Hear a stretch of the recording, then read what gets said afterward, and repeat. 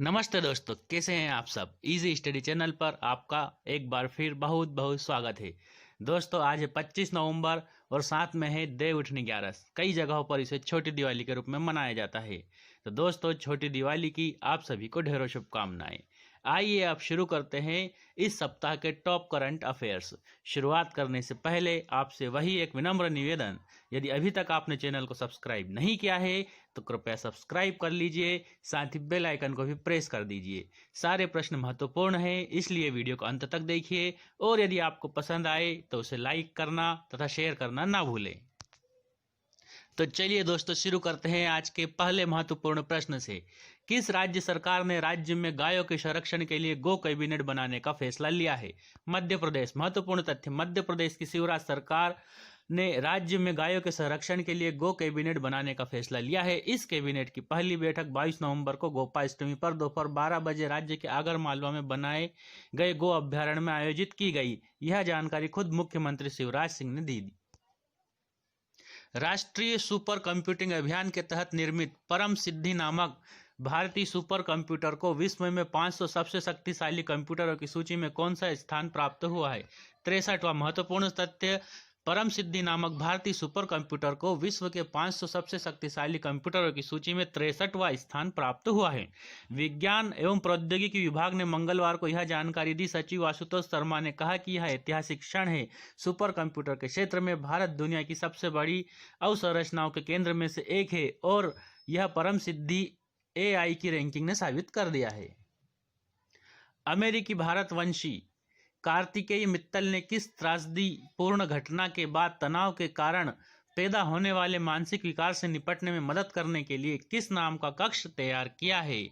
Reboot. महत्वपूर्ण तथ्य, त्रासदीपूर्ण घटना के बाद तनाव के कारण पैदा होने वाले मानसिक विकार पोस्ट ट्रॉमेटिक स्ट्रेस डिसऑर्डर से निपटने में मदद करने के लिए कक्ष तैयार किया है। मित्तल ने डिजाइन और इंजीनियरिंग में अपने ज्ञान और मनोचिकित्सा क्षेत्र में अनुसंधान की मदद से रिबूट नामक कक्ष बनाया है। कक्ष को विश्वविद्यालय परिसरों, अस्पतालों, हवाई अड्डों, मॉल और भीड़ वाले अन्य स्थानों पर लगाया जा सकता है। यह कक्ष संवेदी उद्दीपन को नियंत्रित करता है और ऐसा माहौल मुहैया कराता है जिसमें व्यक्ति बिना किसी बाधा के अपनी भावनाओं पर काबू पा सकता है। किसके द्वारा लॉन्च किए गए नवीनतम ड्रैगन कैप्सूल से 4 अंतरिक्ष यात्री 27 घंटे का सफर पूरा कर अंतरराष्ट्रीय अंतरिक्ष स्टेशन पर पहुंच गए? Space x. महत्वपूर्ण तथ्य, स्पेस एक्स के लॉन्च किए गए नवीनतम ड्रैगन कैप्सूल से 4 अंतरिक्ष यात्री 27 घंटे का सफर पूरा कर सोमवार देर रात को अंतरराष्ट्रीय अंतरिक्ष स्टेशन पर पहुंच गए हैं। वे अगले 6 महीने तक यहीं रहेंगे। स्पेस एक्स के लिए अंतरिक्ष यात्रियों की ISS पहुंचाने का यह दूसरा मिशन है, लेकिन यह पहली बार है जब एलन मस्क की कंपनी ने 6 महीने के लिए अंतरिक्ष यात्रियों को ISS भेजा है। किस राज्य की कैबिनेट ने एक नई योजना दिव्यांग जन शक्ति योजना को मंजूरी दी है? पंजाब। महत्वपूर्ण तथ्य, मुख्यमंत्री कैप्टन अमरिंदर सिंह की नेतृत्व में बुधवार को हुई कैबिनेट की बैठक में कई अहम फैसले लिए गए। कैबिनेट ने नई योजनाएं पंजाब दिव्यांग जन शक्ति योजना को मंजूरी दी है। यह योजना चरणबद्ध तरीके से पूरे राज्य में लागू की जाएगी।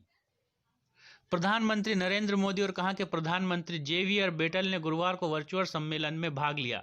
लक्जमबर्ग। महत्वपूर्ण तथ्य, सम्मेलन में PM मोदी के साथ लक्जमबर्ग के प्रधानमंत्री जेवियर बेटल मौजूद थे। वार्ता के दौरान दोनों नेताओं ने आपसी संबंधों की बेहतरी पर जोर दिया। इस दौरान PM मोदी ने बेटल को भारत आने के लिए निमंत्रित भी किया।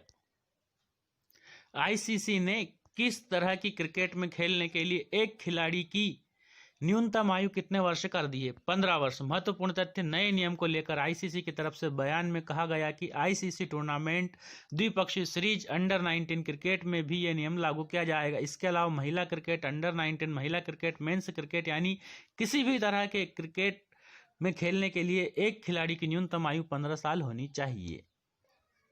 न्यूयॉर्क में रहने वाले स्कॉटलैंड के लेखक डगलस स्टुअर्ट को उनके किस उपन्यास के लिए गुरुवार को वर्ष 2020 का बुकर पुरस्कार मिला? Shuggie Ben. महत्वपूर्ण तथ्य, न्यूयॉर्क में रहने वाले स्कॉटलैंड के लेखक डगलस स्टुअर्ट को उनके पहले उपन्यास शगी बेन के लिए गुरुवार को 2020 का बुकर पुरस्कार मिला। दुबई में बसी भारतीय मूल की लेखिका अवनी दोषी के पहले उपन्यास बर्नट शुगर सहित 6 लोगों के उपन्यास पुरस्कार के लिए नामित थे।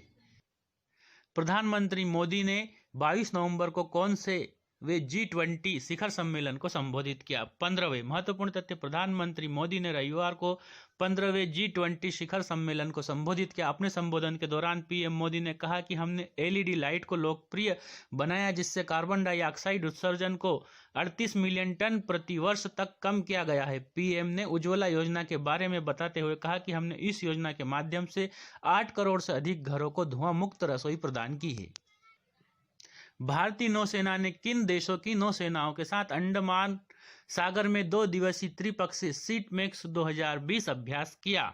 सिंगापुर और थाईलैंड दोनों। महत्वपूर्ण तथ्य, भारतीय नौसेना सिंगापुर और थाईलैंड की नौसेनाओं के साथ अंडमान सागर में 2 दिवसीय त्रिपक्षीय सीटमेक्स 2020 में हिस्सा लिया। भारतीय नौसेना की स्वदेश निर्मित पनडुब्बी रोधी कॉर्वेट, छोटा युद्धपोत कामारोता और मिसाइल कॉर्वेट करमुक पोत त्रिपक्षीय युद्धाभ्यास के संस्करण में भाग लिया। यह अभ्यास रविवार और सोमवार को हुआ। भारत ने अंडमान निकोबार द्वीप समूह क्षेत्र से किस सुपरसोनिक क्रूज मिसाइल के लैंड अटैक वर्जन का सफलतापूर्ण टेस्ट किया? ब्रह्मोस। महत्वपूर्ण तथ्य, भारत ने 24 नवंबर को अंडमान निकोबार द्वीप समूह क्षेत्र से ब्रह्मोस सुपरसोनिक क्रूज मिसाइल के लैंड अटैक वर्जन का टेस्ट किया, जो बेहद कामयाब रहा। मिसाइल का टारगेट वहां मौजूद एक अन्य द्वीप पर था। कहां के पूर्व मुख्यमंत्री तरुण गोगोई का 24 नवंबर को देहांत हो गया? असम। महत्वपूर्ण तथ्य, असम के पूर्व मुख्यमंत्री तरुण गोगोई का सोमवार शाम को देहांत हो गया। कांग्रेस के दिग्गज नेता तरुण गोगोई को असम में सियासी स्थिरता लाने वाले नेता के तौर पर याद किया जाता है। गोगोई असम के सबसे लंबे समय तक मुख्यमंत्री रहे। उन्होंने साल 2001 से 2016 तक सूबे के मुख्यमंत्री पद की कमान संभाली थी। इजी स्टडी चैनल उन्हें श्रद्धांजलि अर्पित करता है। किसने एटीपी फाइनल्स की ट्रॉफी अपने नाम की है? Daniel Medvedev. महत्वपूर्ण तथ्य, डेनियल मेदवेदेव ने डोमिनिक थीम को हराते हुए एटीपी फाइनल की ट्रॉफी अपने नाम की। चौथी वरीयता प्राप्त रूसी खिलाड़ी की यह लगातार 10वीं जीत थी। दोनों के बीच आखिरी मुकाबला इस साल के यूएस ओपन में हुआ था, जहां थीम ने ग्रैंड स्लैम पर कब्जा जमाया था।